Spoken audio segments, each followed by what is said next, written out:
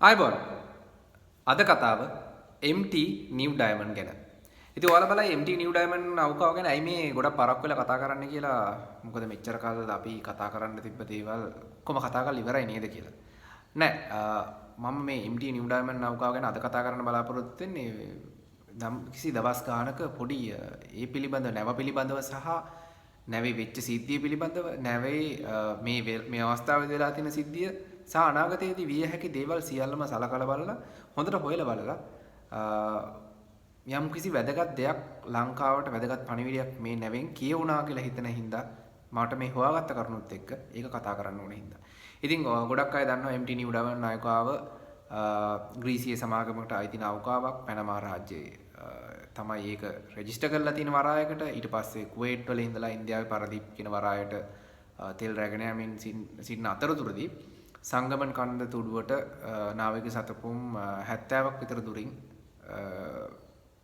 යම් කිසි boiler room එකේ ගින්නක් ඇති වෙලා මේක ලොකු ගිනි ගැනීමකට ලක් වෙලා ඊට පස්සේ ඒක දවස් ගාණක් තිස්සේ නිවන්න බැරුව නාවික හමුදාව ගුවන් හමුදාව විදේශීය රටවල් වල නාවිකයෝ අතර විශාල ප්‍රමාණයක් එකතු වෙලා දැවැන්ත මෙහෙයුමක් කරාගෙන ඉක ඔයාලා දන්නවා.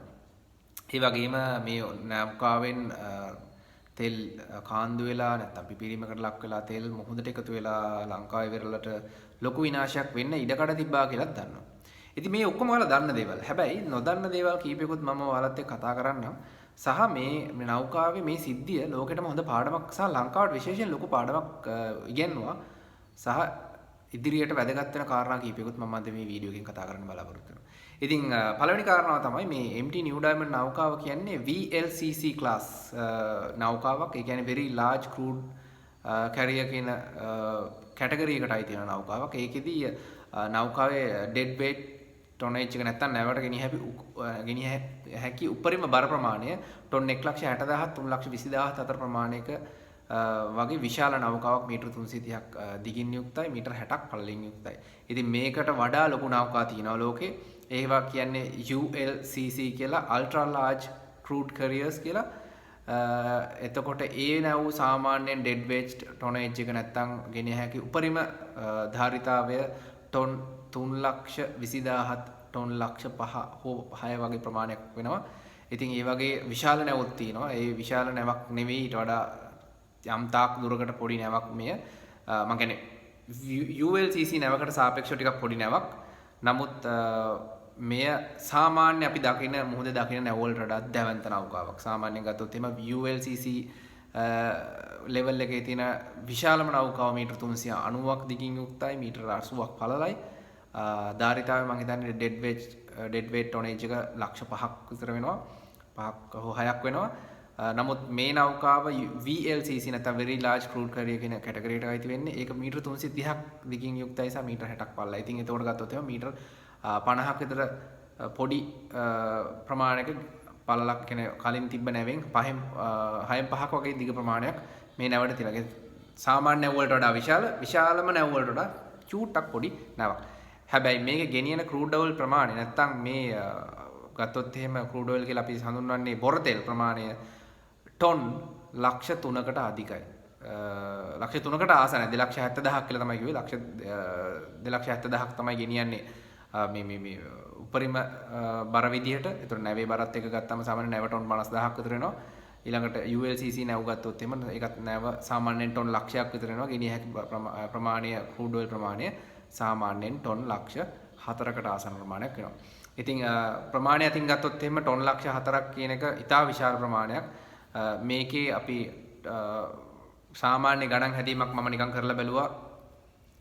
සාමාන්‍ය මම කියන්නේ මේ හරිම ගණන් නේ මම මේ ඔයාලට දැනගැනීම පිණිස කියන්නේ මේ වගේ නැවක් කින් ගෙනියන තෙල් ප්‍රමාණය එංගලන්තය සහ ප්‍රංශය දවසකට පාවිච්චි කරන සියලුම තෙල් වල ප්‍රමාණයට සමානයි. ඒ කියන්නේ මේ නැව එකපාරක් ගෙනියන තෙල් ප්‍රමාණය.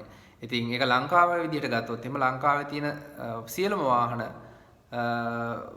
කාර් කියලා සැලකුවොත් එහෙම කාර් එකට ගහන්න පුළුවන් උපරිම ලීටර ප්‍රමාණය ලීටර 35යි කියලා හැදුවොත් එහෙම ඔයාලා හිතලා බලන්න කොච්චර ප්‍රමාණයකට ගෙනියන්න පුළුවන්ද කියලා ගණන් හදලා බැලුවොත් එහෙම එනවා. සාමාන්‍යයෙන් ලංකාවේ කාර්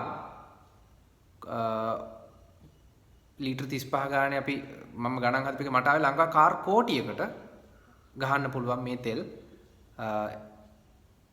මේ නැවේ ගෙනියන තෙල් ටික ලංකාවේ කාර් කෝටියකට ෆුල් ටැංක් ගහන්න පුළුවන්. මං ආපු ගාන හරිද වැරදිද කියලා මම හරියටම දන්නේ නැහැ. මම කියන්නේ හැදුවේ මේකේ තියෙන ගෙනියන ප්‍රමාණය විශාලත්වය. හිතන්නකො ලංකාවේ මිනිස්සු ඉන්නෙත් කෝටි 2යි.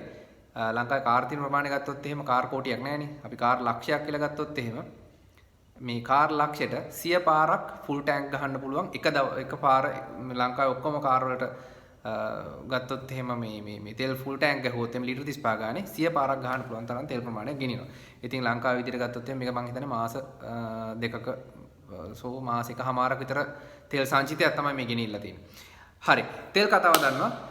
තෙල් ගෙනියන මේ ලොකු නැවක් කියලා දන්නවා. හරි. ඒකේ කතාව ඉවරයි. ඊට පස්සේ අපි කතා කරන්න බලාපොරොත්තු වෙන්නේ මම කතා කරන්න බලාපොරොත්තු වෙන්නේ මේ නැවේ ඇයි මේ ගින්න හටගත්තේ කියන එක. ඉතින් මේකට හොඳ විස්තරයක් දාලා තිබ්බ The Sailor YouTube channel එකේ අපේ සහෝදරයා. ඔයාලා ගිහිල්ලා The Sailor YouTube channel එක ගිහිල්ලා බලන්න ඊයේ හෝ පෙරේදා. ඒ කියන්නේ සැප්තැම්බර් මාසේ 6 7 8 දවස්වල ඔහු දාපු වීඩියෝ එකක් තිබ්බා. ඇයි මේ නැවේ ඔහු නැවක වැඩ කරන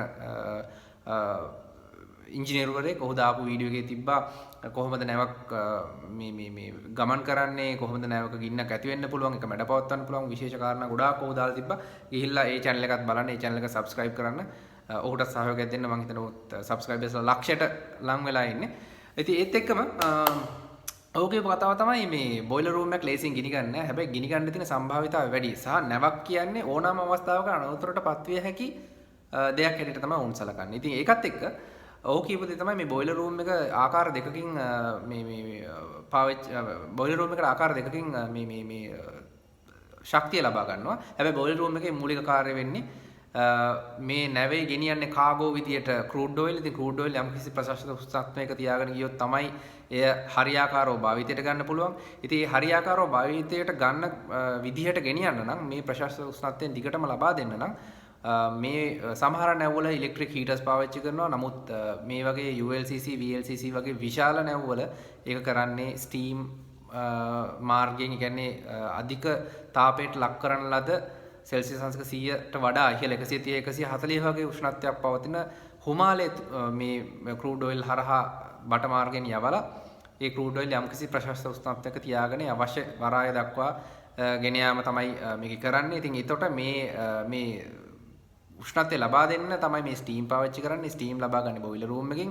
බොයිලර් රූම් එකට ආකාර දෙකකින් ලබා ගන්නවා තාපය. පළවෙනි එක තමයි නැව ගමන් කරන අවස්ථාවක තියෙනවා නම් නැවේ එන්ජිමෙන් පිට වෙන දුම ඒ බොයිලර් රූම් එකේ තියෙන බට හරහා ගෙනියලා ජලය වාෂ්ප කරලා ඒ වායු වාෂ්ප බවටපත් වෙච්ච ජලය යවලා තමයි ගන්න. එහෙම නැත්නම් නැව නවත්තලා තියෙනවා නම් වෙනම ඒකට වෙනම මෝටර එකක් සහ වෙනම ඉග්නයිට් එකක් දාලා වෙනම උපකරණයක් හදලා තිනවා.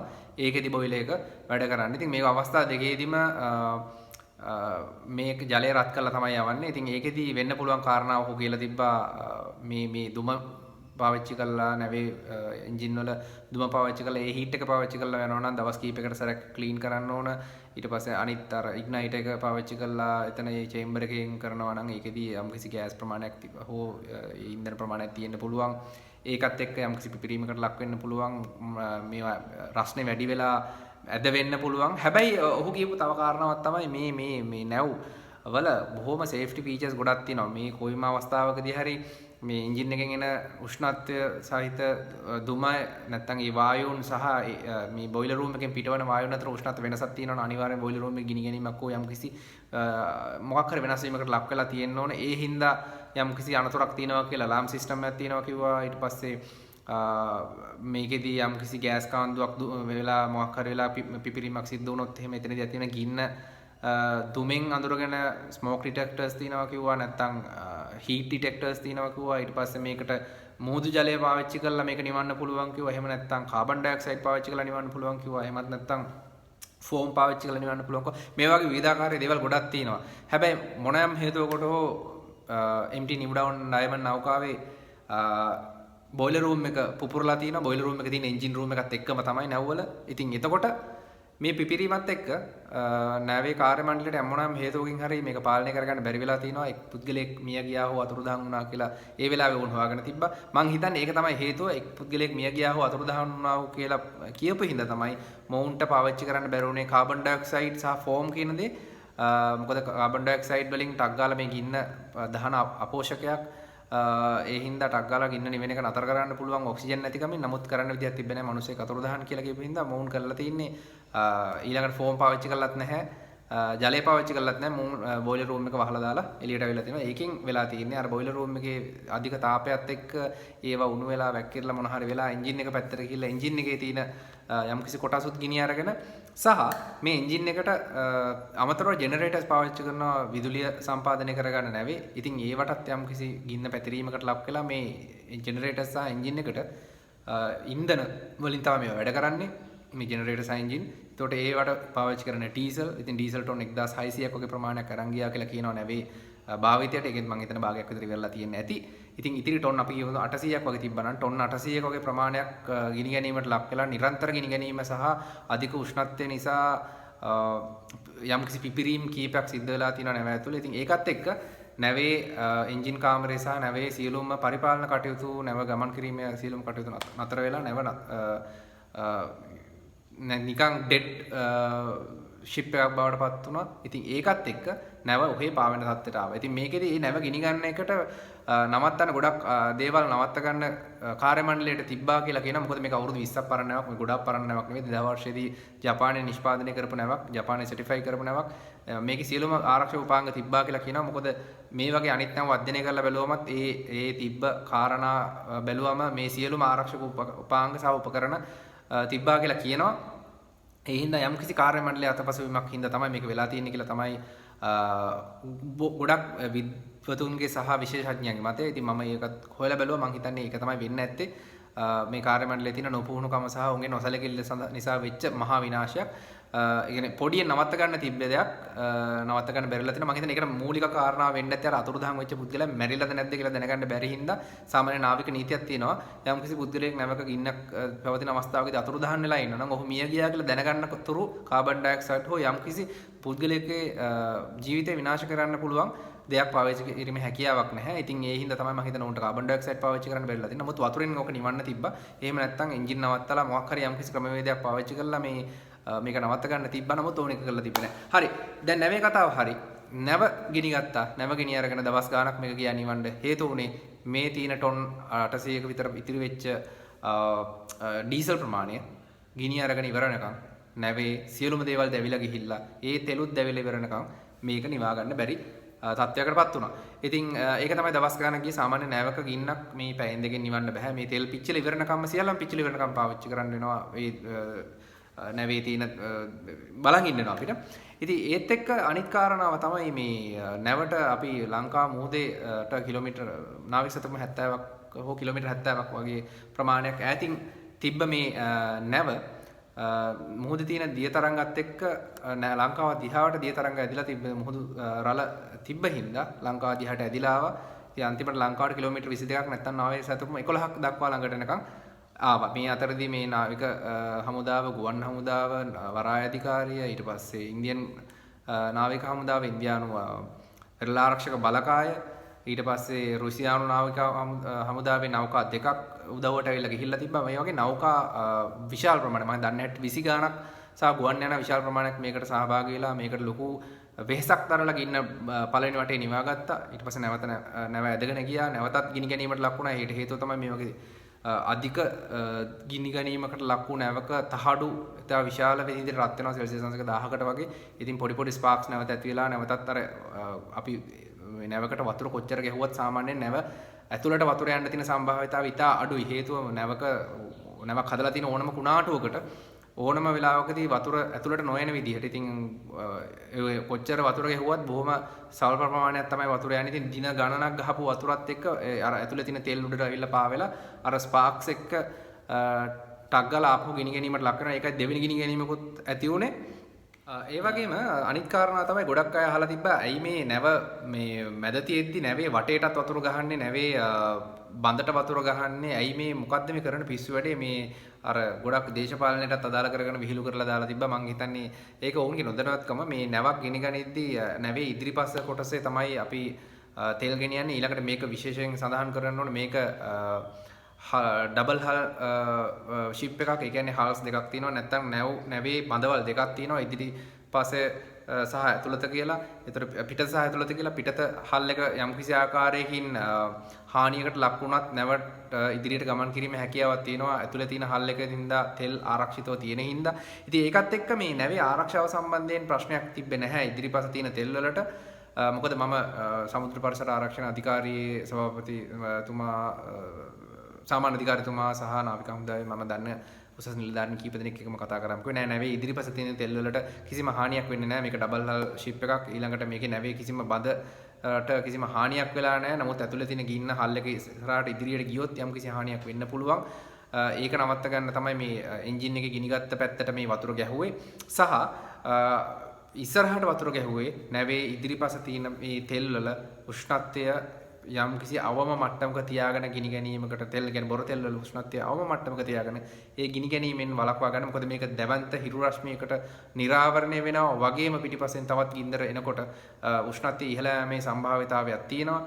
ඉතින් ඒකත් එක්ක ගිනි ගැනීම නවත්ත ගන්න තමයි මේ ඉදිරිපසට ගොඩක් වතුර ගැහුවේ ඊළඟට මුහුද තැන් තැන් වල වතුර ගැහුවේ මුහුදු රළ ගමන් කරන දිශාවත් එක්ක සහ මුහුද උඩින් සුළඟ ගමන් කරන දිශාවත් එක්ක මුහුදු හුළඟේ උෂ්ණත්වය අඩු කරන්න සහ මුහුදු ජලයේ තියෙන උෂ්ණත්වය යම්කිසි ප්‍රමාණයකට අවම කරන්න කියන තමයි අදහස. ඒක ඇත්තටම මම හරියටම දන්නේ නැහැ. නමුත් ඒක වෙන්න පුළුවන් සම්භාවිතාවයක් සහ වෙන්න පුළුවන් දෙයක් හැටියට මම සලකනවා. මොකද ඒක නාවික හමුදාවෙන් කිව්වේ ඒක එහෙම කරේ නැත්නම් තවත් මේක උෂ්ණත්වය වැඩි හුළඟක් ඇවිල්ලා මේක තවත් ගින්න පැතිරීමට හේතු වෙනවයි කියලා. ඉතින් ඒක එක කාරණාවක්. ඊළඟට මේ නැවේ අපි ගත යුතු අනිත් කාරණාව තමයි මේ නැව ගිනි අරගත්තාන් පස්සේ නැව ලොකු තර්ජනයකට ලක් වුණා. නැව එකක් තෙල් මුහුදට කාන්දු වෙයිද? එහෙමනම් තෙල් ආයේ ලංකාව දෙසට නැව ගහගෙන එන එකත් එක්ක තේරෙනවා මුහුදු වැල් ඔක්කොම ලංකාව දිහාවට ක්‍රියාත්මක වෙන්නේ. එතකොට මේ තෙල් ඔක්කොම ලංකාවේ මුහුදු වැල්ලට ඇවිල්ලා සංගමන කන්දෙන් උතුරු දෙසට ත්‍රිකුණාමලයේ යාපනයේ දක්වත් සංගමන කන්දෙන් දකුණු දෙසට ගාල්ල මාතර දක්වා තියෙන මුහුදු තීරයට මේ තෙල් එකතු වීමේ අවදානමක් තිබ්බා. තෙල් කියන්නේ මේක බොර තෙල් මේක බොහොම නිකන් ග්‍රීස් වගේ ද්‍රව්‍යයක් වෙනවා මුහුදට වැටුණාන් පස්සේ ඒක බොහොම ඇලෙන සුළුයි සහ යවන්න අමාරුයි. කොවැල්ලට එකතු වුණොත් අයින් කරන්න අමාරුයි. ඊළඟට මේක මුහුදුට තරලයක් විදිහට පාවෙනවා. ඉතින් ඒකත් එක්ක ගත්තම මේ තරලයක් විදිහට පාවීම හරහා මුහුදු ජලය හරහා හිරුවෙලිය ගමන් කිරීම නතර නින්දා මුහුදුවේ පතුලේ තියෙන ශාක වලට හිරුවෙලිය දවස් ගානක් නොලැබී යමින් ඒව නැති වෙන්න පුළුවන්. කොරල් පර වලට හිරුවෙලිය නොලැබී යමින් ඒව නැති වෙන්න පුළුවන්. එතකොට ඒ වගේ ආශ්‍රිතව ජීවත් වෙන ශාක සහ සතුන් ඉබේම මියෑමට ලක් වෙනවා. ඒ වගේම කැස්බෑවෝ ඊට පස්සේ තල් මසුන් සහ අපි ගත්තොත් එහෙම ඩොල්ෆින් මසුන් වගේ සතුන් මුහුද උඩට ඇවිල්ලා හුස්ම ගන්න ඕන. උන්ට උන්ගේ පෙනහළු වලට හුස්ම ගන්න ඕන මුහුද උඩට ඇවිල්ලා නැතුව අනිත් මාළු වගේ කරමල් තියෙන සත්තු නෙමෙයි. ඉතින් ඒ වගේ සතුන්ට මුහුද උඩට එද්දි තෙල් තට්ටුවක් තියෙනකොට හුස්ම ගැනීමේ අපහසුතාවයක් ඇති වෙනවා. සහ උන්ගේ ශ්වසන මාර්ග වලට තෙල් ගමන් කිරීමෙන් ඉඳා ඔවුන් මේ හැකියාවකුත් ඇති වෙනවා. ඉතින් මේ වගේ මේ වගේ කාරණා හින්දා මේක ලොකු අනතුරකට පාරිසරික අනතුරකට ලක් වෙන්න තිබ්බා වගේම මේ මුහුදු වෙරළට මේ තෙල් ඇවිල්ලා මේක විනාශ වෙන්න ගත්තොත් අපිට අවුරුදු ගානකට මේවා අයින් කරන්න වෙන්නේ නැහැ. වගේම මේ මුහුදු වෙරළට එන ඒවා අයින් කරන්න ගියත් අපිට අයින් කරන්න පුළුවන් 60ක වගේ ප්‍රමාණයක්. ඒතර 140ක් මුහුදු වෙරළේ වැලිත් එක්ක මිශ්‍රලා පවතිනවා. ඒව නැති වෙන අවුරුදු 30ක් 35ක් වගේ කාලයක් යනවා. එතකොට ඒකට දරන්න වියදම ලංකාව වගේ දුප්පත් මැදි ආදායම් ලබන රටකට දරන්න අමාරුයි. ඒ වගේම මේ ගොඩක් ප්‍රදේශ ලංකාවේ සංචාරකයන් ආකර්ෂණය වෙච්ච සංචාරකයන් බොහෝම ඇලුම් කරන ප්‍රදේශ. ඉතින් මේවට සංචාරකයන් එන්නේ නැහැ කියන්නේ ලංකාවට තියෙන විශාල ආදායම් මාර්ගයක් අහු වෙනවා. ඒතකොට ලංකාව ආර්ථික වශයෙන් ලොකු අනතුරකට ලක් වෙනවා. පාරිසරික වශයෙන් අනතුරට ලක් වීමට අමතරව. ඉතින් මේ කාරණා එකතු කරගෙන මේ ලංකාවට ලොකු අනතුරක් තියෙනවා කියලා දැනෙච්ච හින්දා තමයි ලංකාවෙන් නැව පුළුවන් තරම් ඈතට ඇදගෙන යන්න උත්සාහ කරේ. ඉතින් ඒක කොහොම හරි එක්කරන් ගිහිල්ලි වෙලා නැවතත් දෙවෙනි ගින්නත් නිවලා දැන් ලංකාවේ මුහුදු සීමාව වර්ග නාවික සතුන් 200න් ඈතට ගෙනියන්න කියලා නියෝගයක් දීලා තිනවා නීතිපතිතුමා. එතකොට ජාත්‍යන්තර මුහුදට ගෙනියන්නේ. ඉතින් මේ යම්කිසි අවස්ථාවකදී මේ තෙල් එකතු වුණා නම් මුහුදට කරන්න ක්‍රම දෙකයි තිබ්බේ. එකක් මේ තෙල් වලට ගැඹුරු මුහුදේ නම් තෙල් වලට ඉහින්න කිමිකල් එකක් තිබ්බා. එතකොට ඒ තෙල් ගිහිල්ලා මුහුදු පතුලට ගිහිල්ලා රැඳෙනවා. දෙවෙනි ක්‍රමය තමයි මේ ඒත් විශාල මේ වගේ විශාල නෞකාවකින් එන තෙල් වලට ඒ කෙමිකල්ස් දාන්න තරම් විශාල පහසුකම් ලංකාවට නැහැ. ඉතින් යම් කිසි අවස්ථාවකදී මුහුදට આવොත් මුහුදෙන් ඒ තෙල් අපි ওই කෙමිකල් දාලා ගන්න බැරි වුණොත් පහළ මුහුදු පතුලට යවන්න බැරි වුණොත් ඊළඟට කරන්න තියෙන එකම දේ තමයි ගොඩට එන ටික අපි ස්වේච්ඡාවෙන් එකතු වෙලා අපි කට්ටිය එකතු වෙලා මිනිස්සු එකතු වෙලා අපි එක ගිහිල්ලා ඒ තෙල් ටික අරගෙන බාස්කට් වලට දාලා ඉවරලා යම් කිසි ක්‍රමවේදකින් විනාශ කරන එක. ඉතින් මේ ක්‍රම දෙක විතර අපිට කරන්න තිබ්බ එකම දේ. ඉතින් වාසනාවකට තෙල් ඉහිරුන්නේ නැහැ. නමුත් දැන් නෞකාව ජාත්‍යන්තර මුහුදට ගෙනිහිල්ලා තිනවා. දැන් කරන්න යන ඒ නැවෙන් තියෙන තෙල් ටික තවත් නැවකට අරන් යාම හෝ නැව ඒ ආදාළ වරාය වෙත ඇදගෙන යාම තාමත් අනතුරු පහව ගිහිල්ලා නැහැ. මොකද නැවත ගිනි ගනීද නැද්ද කියලා අපි දන්නේ නැහැ. නැවත මොන කරදරයක් වෙයිද දන්නේ නැහැ. මොකද මේ දවස්වල සුවංග සහ ඊළඟට තීන දියරැල් එක්ක නැවේ සමතුලිතතාවයේ යම්කිසි බිඳ වැටීමකට ලක් වෙලා තියෙනවා. මේ පිටිපස්ස කොටසට වතුර වැටිච්ච කින්ද එතන මේ දියවැල් එක්ක සහ රැලි වල තියෙන වෙනස්කම් එක්ක නැවේ සමබරතාවයේ ගිලිහීමත් කියන කාරණා බලපාලා නැවේ යම්කිසි ආකාරයකින් නැවත තෙල් කාන්දු වීමකට ලක් වෙයිද දන්නේ නැහැ. දැනටත් නැවේ ඉදිරිපස කොටස යම්කිසි ප්‍රමාණයකින් ඉහළට ඉස්සලා තියෙන්නේ. හේතුව තමයි පිටිපස කොටසේ එන්ජින් රූම් එක කියන විශාල ප්‍රදේශයට ජලය විශාල වශයෙන් එකතු වෙලා තියෙනවා. ඒ හින්දා පිටිපස කොටසේ තිබ්බ අර වායුමය අවකාශ වෙනකොට ජලය තිබිලා බර ගොඩක් වැඩි වෙලා හින්දා නැව පහළට ගිහිල්ලා තියෙන පිටිපසෙන් සහ ඉදිරිපසෙන් ඉස්සලා තියෙන්නේ. ඉතින් මේ කාරණාව තමයි නැවේ දැන් තියෙන තත්ත්වය. හරි. දැන් ඊළඟට තියෙන බරපතලම කාරණාව තමයි මේ ලංකාව කියන්නේ ලෝකයේ තියෙන ප්‍රධාන නාවික මාර්ගයක හරි මැද තියෙන රටක්. අප්‍රිකාව ඊට පස්සේ අනිත් පැත්තෙන් ගත්තම මැද පෙරදිග යුරෝපය සහ ඒ පැත්තෙන් එන නෞකා සහ අපේ නැගෙනහිරින් ගත්තොත් එහෙම සිංගප්පූරුව චීනය ඊට පස්සේ වියට්නාමය කාම්බෝජියාව ওই පැති වලින් එන නැව් ඕස්ට්‍රේලියාව පැත්තෙන් එන නැව් දකුණු පසින් ඒ වගේ එන සියලුම නැව් ගත්තොත් එimhe ලංකාව හරහා තියෙන ප්‍රධාන මාර්ගය තමයි හම්බන්තොට වරායට කිලෝමීටර් 8ක් නැත්නම් නාවික සතුම් 4ක් පමණ ඈතින් තියෙන ප්‍රධාන නාවික මාර්ගය හරහා තමයි ගමන් කරන්නේ. ඉතින් ලංකාව ගොඩක් වෙලාවට මේ නැව් විශාල ප්‍රමාණයක් දවසකට ගමන් කරන නාවික හයිවේ එකක මැද තියෙන රටක්. ඉතින් ලංකාවට ගොඩක් නැව් ගෙන්න ගන්න පුළුවන් වෙන හින්දා තමයි හම්බන්තොට වරාය වගේක් හැදුවේ.